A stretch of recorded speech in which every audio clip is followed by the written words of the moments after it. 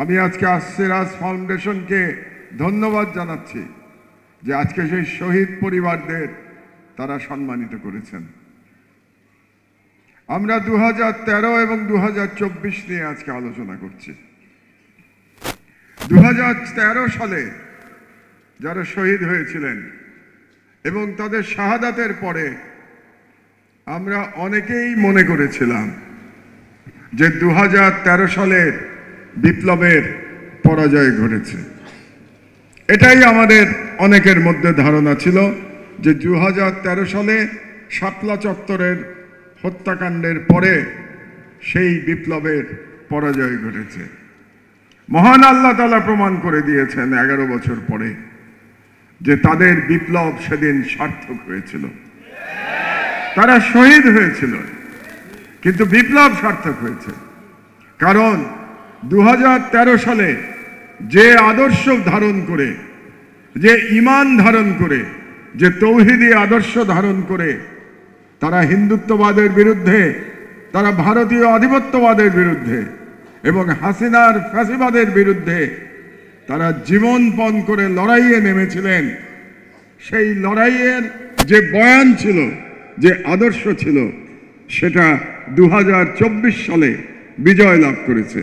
সুতরাং তারা শহীদ হয়েছেন, তারা আল্লাহর কাছে গেছেন, শাহাদাতের পুরস্কার তারা পাবেন ইনশাআল্লাহ। কিন্তু তাদের বিপ্লব সফল হয়েছে, আমাদের পরবর্তী প্রজন্মের মাধ্যমে তাদের বিপ্লব সফল হয়েছে। এবং 2024 সালে এবং 2013 সালের মধ্যে আমরা যে পার্থক্যটা দেখতে পাই এটা খুব গুরুত্বপূর্ণ। 2013 সালে প্রধানত আমাদের আলেম ওলামারা এবং মাদ্রাসার ছেলেরা লড়াই করেছিলেন। শহুরে মধ্যবিত্ত আমরা যাদেরকে বলি এবং সেকুলার ইনস্টিটিউশনে যারা লেখাপড়া করেন সেই ছাত্র ছাত্রীরা সেদিন সেই ফ্যাসিবাদ বিরোধী লড়াইয়ে, সেই ভারতীয় সাম্রাজ্যবাদ বিরোধী লড়াইয়ে তারা অংশগ্রহণ করেন নাই। কিন্তু তারপরের 11 বছর পরে যে প্রজন্ম এসছে, সেই প্রজন্ম 2013 সালের সেই হেফাজতের শাপলা চত্বরের আদর্শ ধারণ করে তারা আবার ফ্যাসিবাদের বিরুদ্ধে এবং ভারতীয় সাম্রাজ্যবাদের বিরুদ্ধে তারা লড়াই করেছে, তারা জীবন দিয়েছে। জীবন দিয়ে তারা বাংলাদেশকে স্বাধীন করেছে, ফ্যাসিবাদ মুক্ত করেছে, শেখ হাসিনাকে পলায়ন করতে বাধ্য করেছে এবং ভারতীয় হেজিমনিকে তারা পরাজিত করেছে। পার্থক্যটা হচ্ছে 2024-এর বিপ্লবে আমরা দেখতে পেয়েছি দেশপ্রেমের সাথে ধর্মের প্রতি প্রেম এবং ইসলামের প্রতি প্রেম এবং আল্লাহর প্রতি আনুগত্য তারা মিশে গিয়েছিল। এই দুই আদর্শ মিশে গিয়েছিল। এই কারণেই এবার আমরা বিজয় লাভ করেছি। যে মুহূর্তে আপনার দেশপ্রেমের সাথে ঈমান একসাথে একাকার হয়ে যাবে, তারপরে পৃথিবীর কোনো শক্তি নাই সেই মিলিত শক্তিকে পরাজিত করতে পারে। এটা 2024 সালে এটা প্রমাণিত হয়েছে। এবং 2024 সালের যদি আপনারা 4 আগস্ট এবং 5 আগস্টের দিকে তাকান, তাহলে কি একটি অসাধারণ লড়াই আমরা দেখতে পাই। লড়াইটা এরকম যে ঢাকার রাজধানীর দিকে যদি আমরা তাকাই, ঢাকায় চানখারপুলে এবং সায়েন্স ল্যাব এলাকায় ঢাকা বিশ্ববিদ্যালয়, ঢাকা কলেজ এবং সিটি কলেজের ছেলেরা লড়াই করেছে হাসিনার খুনি পুলিশ বাহিনীর বিরুদ্ধে। অপরদিকে বাড্ডা অঞ্চল, উত্তরাতে প্রাইভেট ইউনিভার্সিটির ছেলেরা লড়াই করেছে হাসিনার খুনি পুলিশদের বিরুদ্ধে। আবার ওইদিকে যাত্রাবাড়িতে কওমি মাদ্রাসার ছেলেরা লড়াই করেছে হাসিনার পুলিশের বিরুদ্ধে। তাহলে বেসরকারি বিশ্ববিদ্যালয়ের ছাত্রছাত্রীরা, ঢাকা বিশ্ববিদ্যালয়ের ছাত্রছাত্রীরা এবং আলিয়া মাদ্রাসা এবং কওমি ছাত্রছাত্রীরা সকলে মিলে রাস্তায় নেমে এসেছিল নিজের জীবন বিপন্ন করে মানুষের অধিকার ফিরিয়ে আনার জন্যে, বাংলাদেশের স্বাধীনতা পুনরুদ্ধার করবার জন্যে তারা জীবন দিয়েছে। জীবন দিয়ে আমাদেরকে নতুন বাংলাদেশ তারা উপহার দিয়ে গেছে। কাজেই এই পার্থক্য বোঝাটা আমাদের জরুরি। যে আদর্শে 2024 সালের লড়াই হয়েছে, এই লড়াইটাকে ধারণ করা জরুরি। আমি বৈষম্যের কথা বলি। বাংলাদেশের ইতিহাসে, বিশেষত বাংলাদেশের মিডিয়া এবং সাংস্কৃতিক জগতে সব থেকে বেশি বৈষম্যের শিকার হয়েছে এদেশের আলেম সমাজ। সব থেকে বেশি বৈষম্যের শিকার হয়েছে। আমরা যদি আমাদের ন্যাশনাল মিডিয়ার দিকে তাকাই, তাহলে আমরা দেখতে পাবো আলেমদের দুঃখ কষ্ট, আলেমদের যে লড়াই, আলেমদের যে অবদান, সেটা বাংলাদেশের কোনো মিডিয়াতে আজ পর্যন্ত প্রকাশ করা হয় নাই। আপনারা গত 20 দিন ধরে আমার দেশ পড়ছেন, আপনারা 20 দিন ধরে নিশ্চয়ই লক্ষ্য করেছেন, প্রতিদিন একজন আলেমের উপরে জুলুমের কাহিনী আমার দেশ পত্রিকায় প্রকাশিত হচ্ছে। আজকে আমার ছোট ভাই সার্জিস, যার কথা বলে গেল রহমানি, তার কাহিনীও আজকে আমার দেশ পত্রিকায় প্রকাশিত হয়েছে। তার মানে বাংলাদেশের যে আলেম, তাদেরকে আমার দেশ গত 20 দিনের মধ্যে তাদেরকে মেইন স্ট্রিম মিডিয়ার মধ্যে তুলে এনেছে, এবং আমরা চেষ্টা করেছি আলেমদের বিরুদ্ধে যে বৈষম্য হয়েছে আজকের পরিবর্তিত বাংলাদেশে, সেই বৈষম্যের অবসান ঘটানোর জন্য। এবং আমার দেশের এই লড়াই 2013 সালে শুরু হয়েছিল, যখন আমরা হেফাজতের যে আদর্শ সেটাকে প্রকাশ করেছিলাম আমার দেশ পত্রিকার মধ্যে। সেখান থেকেই আপনাদের সাথে আমার দেশ পত্রিকার আত্মার সম্পর্ক, ইমানের সম্পর্ক। 2013 সাল থেকে যে লড়াই, আমরা ইমানের লড়াই শুরু করেছি, আজ পর্যন্ত আমার দেশ পুনঃপ্রকাশের পর থেকে আবার সেই লড়াই আমরা অব্যাহত রাখছি। সেই লড়াই নিয়ে আমরা এগিয়ে যাচ্ছি। কেন? 1 নম্বর, আমাদের ইসলাম রক্ষা করতে হবে বাংলাদেশে, আমাদের ইমান রক্ষা করতে হবে। আর 2 নম্বর, আমাদের চারপাশে যে সমস্ত রাষ্ট্র রয়েছে, 2টো রাষ্ট্র মেইনলি, একটা ভারত আর একটা মিয়ানমার। ভারত হলো হিন্দু রাষ্ট্র, মিয়ানমার বৌদ্ধদের রাষ্ট্র, আমরা একমাত্র মুসলমানদের রাষ্ট্র। কাজে আমাদের স্বাধীনতা লড়াই করবার জন্যে, স্বাধীনতা রক্ষা করবার জন্যে আমাদের যে অব্যাহত লড়াই, এটাকে আমাদের এই লড়াইকে অব্যাহত রাখতে হবে। এটা অত্যন্ত গুরুত্বপূর্ণ। এবং আমাদের এই ঐক্যে কোনো ফাটল ধরানো যাবে না, কিন্তু ঐক্যে ফাটল ধরানোর সর্বরকম চেষ্টা চলতে থাকবে, এটা আপনাদের মনে রাখতে হবে। এত সহজে যে ফ্যাসিবাদ পরাজিত হয়েছে, যে ভারতীয় হেজেমনি পরাজিত হয়েছে, তারা এত সহজে পরাজয় মেনে নেবে না। তারা তাদের ষড়যন্ত্র যে চালিয়ে যাবে বা চালিয়ে যাচ্ছে, সেটা গত 5 মাসে আপনারা দেখতে পেয়েছেন। আর একটা জিনিস মনে রাখতে হবে, শেখ হাসিনার ফ্যাসিবাদ কি শুধুমাত্র শেখ হাসিনার আওয়ামী লীগের ফ্যাসিবাদ ছিল? সেটা ছিল না।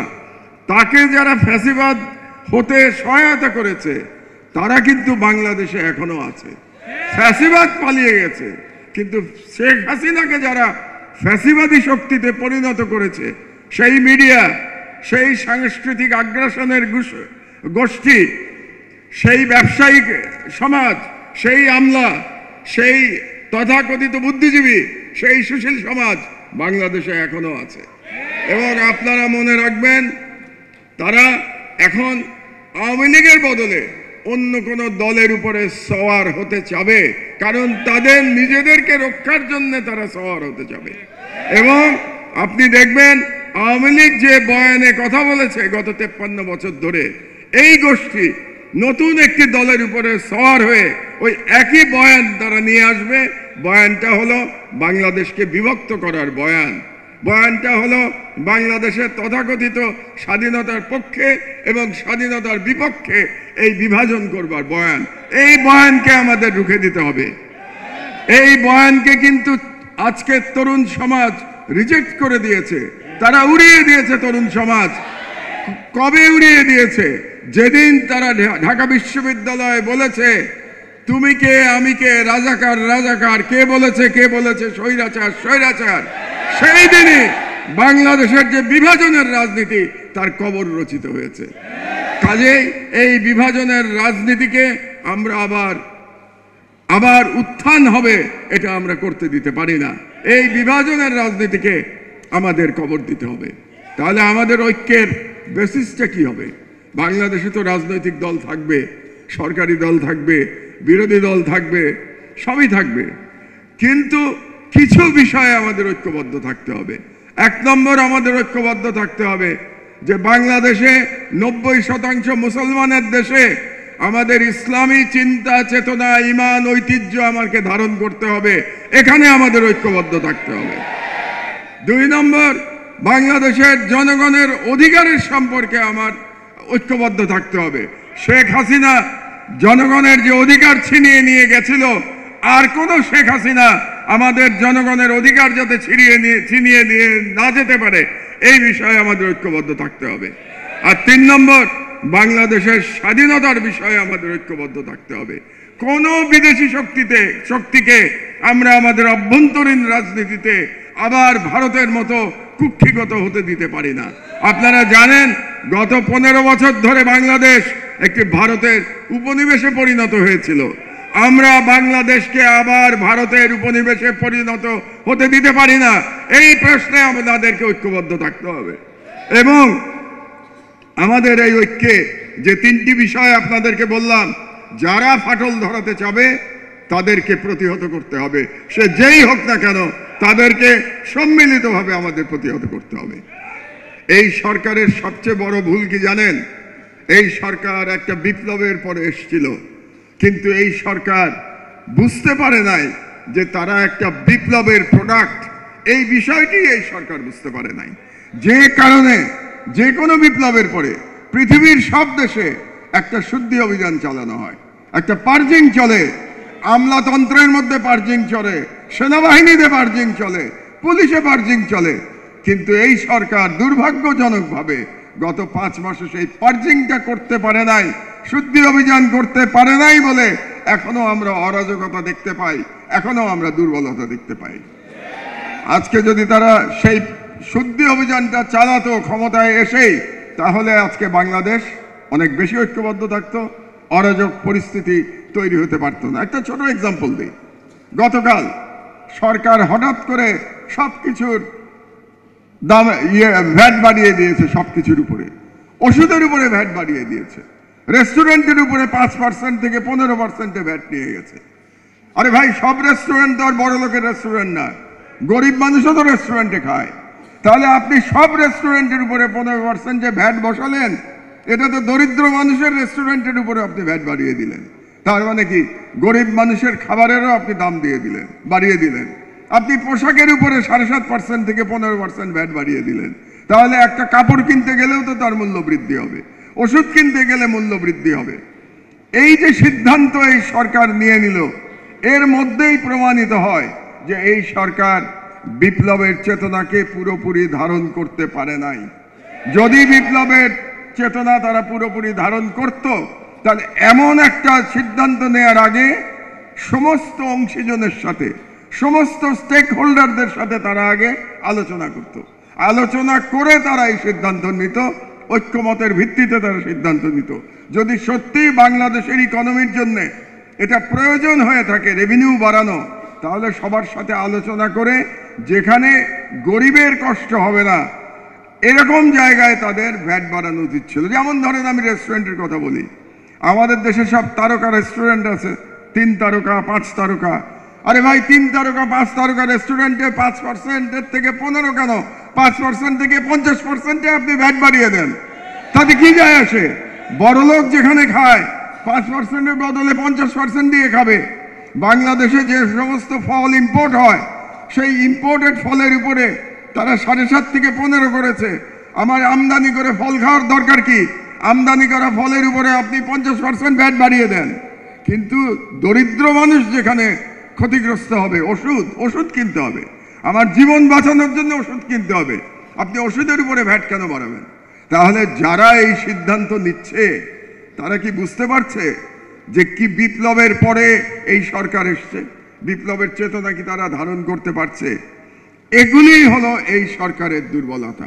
আর রাজনৈতিক দলগুলোর সমস্যা হয়ে গেছে, তারা মনে হচ্ছে যে তারাও ভুলে গেছে যে কত মানুষের রক্তের উপর দিয়ে, কত তরুণের রক্তের উপর দিয়ে তারা এই পরিবর্তন, এই ফ্যাসিবাদ দানব শেখ হাসিনাকে আমরা পরাজিত করতে পেরেছি। তারা ভুলে গেছে। তারা মনে হয় অতি দ্রুত ক্ষমতায় যাওয়ার জন্য তারা ব্যস্ত হয়ে গেছে। উদ্দেশ্যটা এটা হওয়া উচিত ছিল না।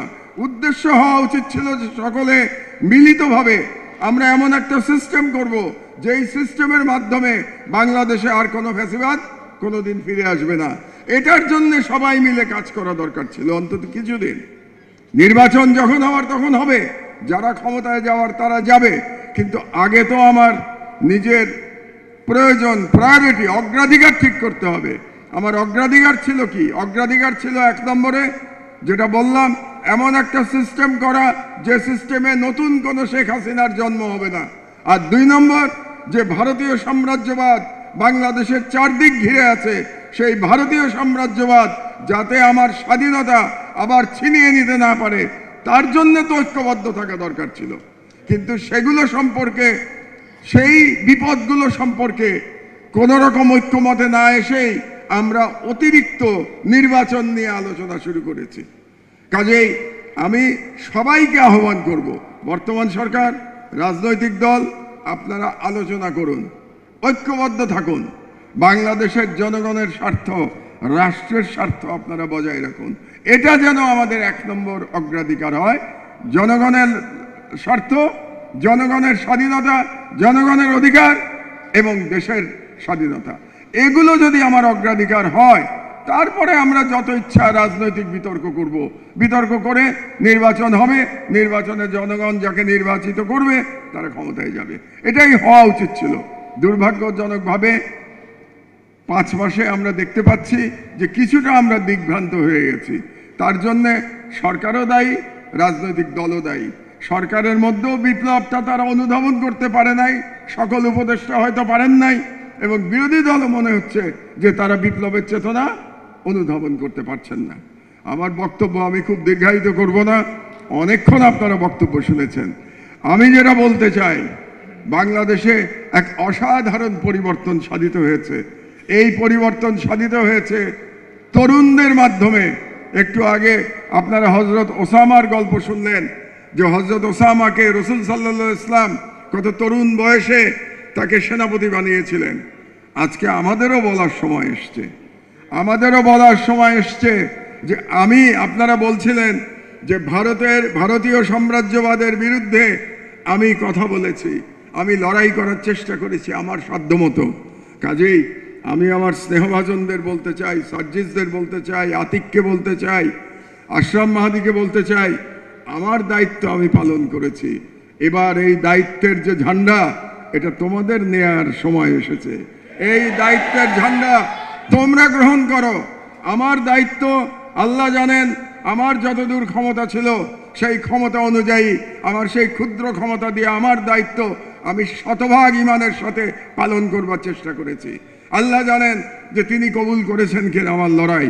আমি চাইব যে আমার যারা স্নেহভাজন নেতৃত্ব নতুন এসছে, তারা বাংলাদেশের জনগণের পক্ষে, বাংলাদেশ রাষ্ট্রের পক্ষে, সর্বোপরি ইসলামের পক্ষে যে ঝান্ডা, সেই ঝান্ডা তারা ধারণ করবে, এবং সেই ঝান্ডা ধারণ করে বাংলাদেশকে তারা উত্তরোত্তর উন্নতির দিকে নিয়ে যাবে। বাংলাদেশকে সবার জন্যে একটি বাসযোগ্য একটি রাষ্ট্র তারা বিনির্মাণ করবে, যে রাষ্ট্রে বৈষম্য থাকবে না, যে রাষ্ট্রে দুর্নীতি থাকবে না, যে রাষ্ট্রে সবাই মাথা উঁচু করে নিজের অধিকারের কথা বলতে পারবে। তাদের পুলিশের ভয় পেতে হবে না, তাদের আমলাতন্ত্রের ভয় পেতে হবে না। যার যার দাবি তারা শান্তিপূর্ণভাবে তারা বলতে পারবে। তবে একটি কথা বলে আমি আজকে আমার বক্তব্য শেষ করব। আজকে আমরা আসার সময় আমরা 3 ঘন্টা আটকা ছিলাম গাজীপুরে। সেখানে কোনো একজন বিএনপির নেতা জেলে আছেন, তার জন্য একটা আন্দোলন চলছে। তারা সমস্ত রাস্তা বন্ধ করে দিয়েছে। এগুলো আন্দোলন না, এটা অরাজকতা। এই অরাজকতার থেকে আপনাদের মুক্ত থাকতে হবে। আমাদের বিভিন্ন রকম দাবি দেওয়া থাকবে।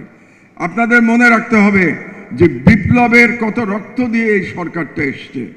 এই সরকার ব্যর্থ হলে আমরা সবাই ব্যর্থ হয়ে যাব, 18 কোটি মানুষ ব্যর্থ হয়ে যাব। কাজে এই সরকারকে ঠিক পথে রাখার দায়িত্ব আমাদের সবার। আমি দেখলেন না আজকে সমালোচনা করলাম, তাদের কালকের ভ্যাট বৃদ্ধির সিদ্ধান্তের সমালোচনা করলাম। আমরা চেষ্টা করব তাদেরকে ঠিক পথে রাখার জন্য, প্রতিবাদ করব। কিন্তু আপনারা জনদুর্ভোগের কারণ হবেন না। আপনাদের ব্যক্তিগত বা গোষ্ঠীগত দাবি দেওয়ার জন্য আপনারা এভাবে পুরো দেশ বা দেশের একটি অঞ্চল অচল করে দিতে পারেন না। তখন মনে হবে যে আপনারা স্বার্থপরতার পরিচয় দিচ্ছেন। কাজেই আমি বাংলাদেশের একজন প্রবীণ নাগরিক হিসেবে আমি আপনাদের কাছে আবারও আহ্বান জানাই এবং এই বিপ্লবের একজন প্রবীণ সহযোদ্ধা হিসেবে আহ্বান জানাচ্ছি আপনাদের কাছে যে আপনারা অরাজকতা বাদ দিয়ে আন্দোলনও যেটা করবেন সেটাও ডিসিপ্লিনের মধ্যে আন্দোলন করবেন, না হলে বাংলাদেশ ক্ষতিগ্রস্ত হবে এবং বাংলাদেশের শত্রুরা কিন্তু এই অরাজকতার জন্যই অপেক্ষা করে আছে যাতে বাংলাদেশে আবার তারা একটা অস্থিরতা তৈরি করতে পারে। কাজে আপনাদের সবার প্রতি আমার অনুরোধ থাকবে, আন্দোলন করব নিয়মতান্ত্রিকভাবে। সরকার অন্যায় করলে প্রতিবাদ করব একসাথে, দরকার হলে সবাই মিলে হেঁটে উপদেষ্টাদের অফিসে চলে যাব, আমরা সবাই মিলে অফিসে গিয়ে প্রতিবাদ জানাবো। এই সব ইয়াং নেতাদের সাথে নিয়ে আমরা বলবো আপনি এই সিদ্ধান্ত পরিবর্তন করেন, কিন্তু জনগণের আমরা যেন কষ্টের কারণ না হই। আপনারা আজকে যে অনুষ্ঠানের আয়োজন করেছেন এই জন্যে আসিরাজ ফাউন্ডেশনকে আমি ধন্যবাদ জানাচ্ছি। আমাকে এখানে ইনভাইট করবার জন্য তাদের কাছে কৃতজ্ঞতা জানাচ্ছি। আর আপনারা সর্বদা, বিশেষ করে বাংলাদেশের আলেম সমাজ, আমাকে যে ভালোবাসা সর্বত্র আপনারা দেন, আমি যেখানেই যাই এই ভালোবাসার আমি তার হকদার না হলেও এই ভালোবাসার জন্য আমি কৃতজ্ঞ। আমি যেন বাকি জীবন আপনাদের আলেমদের সাথে থেকে কাঁধে কাঁধ মিলিয়ে বাংলাদেশের স্বাধীনতা এবং ইসলামের জন্য লড়াই করে যেতে পারি, এই দোয়া করে আমার বক্তব্য শেষ করছি। আল্লাহ হাফেজ। বাংলাদেশ জিন্দাবাদ। বিপ্লব দীর্ঘজীবী হোক।